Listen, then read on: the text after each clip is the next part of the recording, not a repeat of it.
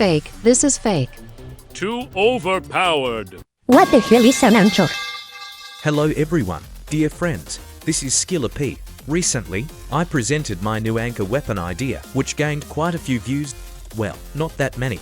I created 5 abilities so that developers could choose which ones are the coolest and fit the game best. By the way, hi developers, if you're watching this, today we'll dive into the anchor's abilities in detail and address the claims from commenters who think it's imbalanced.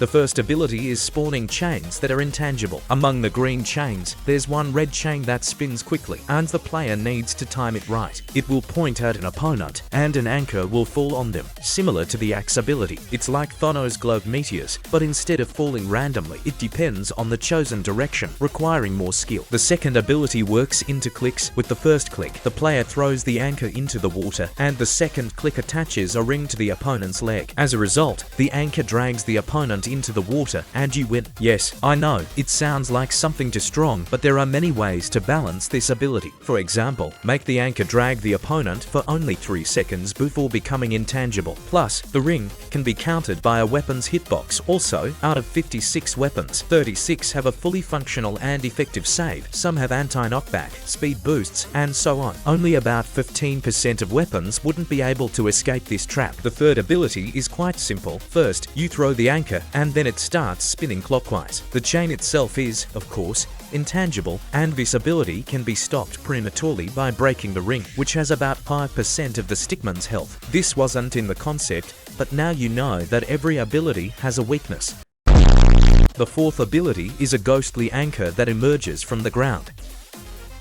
With the first click, you place a mini anchor, and with the second click, you activate it. After 1.5 seconds, an anchor appears, functioning like the old red ability of the lantern. I thought the knock-up property was cool, and it would be great to bring it back into the game in this form. We have objects that appear from above, but none that come from below, so why not? This ability is balanced because it requires understanding at what moment to use it so that the enemy does not dodge. The fifth ability, at this point, the budget ran out, and something weird came up. I thought it would be fun to have the ability to spin on the anchor while dealing damage, or maybe not dealing damage. In any case, I think this is an interesting mechanic too. I also want to highlight a separate ability that one of my subscribers came up with. I found it super cool. By the way, fun fact, I made the first anchor concept back on April 1st, 2023. The first ability caused a big boom, 10-second cooldown. The second one spawned a healing station which restores the owner's HP until it's destroyed. Now, my favorite part,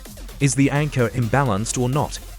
Let me just remind you of the existence of the shell, which no weapon can counter, has an invisible hitbox, and homes in on targets. What about the guitar, which ignores any hitbox, blocks projectiles, and knocks the opponent to the other side of the map? The portal gun, well, no comments needed here.